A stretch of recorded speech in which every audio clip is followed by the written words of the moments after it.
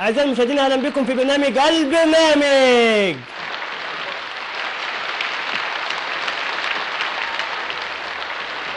اقعد يا حبيبي، اقعد يا بابا، اقعد يا حبيبي.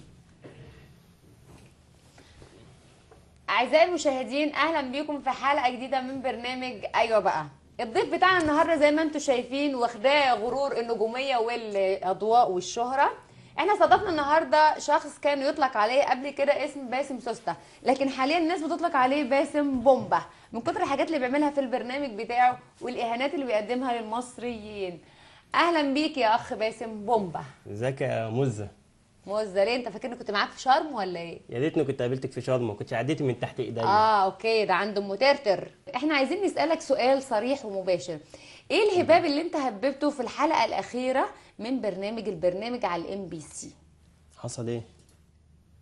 حصل ايه؟ ما حصلش حاجة؟ ما حصلش حاجة. ازاي؟ يصح ان انت تتريق على ست في مقام والدتك وراجل كبير؟ وايه المشكلة؟ ما انا البرنامج بتاعي ساخر ولازم اتريق على الناس. لازم تتريق على الناس، برنامج ساخر. تمام. انت عايز اللي يسخر لك. ما ده عادي في امريكا. ماما امريكا يعني. ماما امريكا وبابا لندن وخالتي فرنسا وقابلتي المانيا، ده انا رضعت من صدرها. قابلتك صدرها؟ الرضاعة حلوة هناك في امريكا صح؟ تمام. الناس دي هي اللي عملتك ازاي تتريق عليها يعني؟ يعني ازاي عملتني؟ لازم اتريق عليهم، ما انت الناس بتتريق عليكي. ايوه الناس بتتريق عليا وبزيحها عندي في القناه، الناس بتتريق عليا، لكن انت ما بتتريقش على طريقه الناس عليا. انت مش هينفع لا واحد يسكتك هو اللي يتريق عليكي. واحد يسكتني؟ انت تعرف تسكتني دلوقتي يعني؟ تمام. هو على العموم العيب مش عليك، العيب على القناه اللي سمحت لك ان انت تتريق على الناس. الMBC ازاي؟ ده حبيبتي. حبيبتك والراجل اللي كان قاعد قدامك ازاي يسمح بكده؟ مين؟ علي جابر؟ لا لا لا.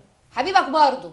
حبيبي علي جابر. انت صحيح ما معكش 5 مليون زي ما قلت في البرنامج بتاعك؟ منين؟ انا باسم وانا تاجر بودره. والله. طب والشقق بقى بتاعت مدينه نصر والمهندسين والمعادي؟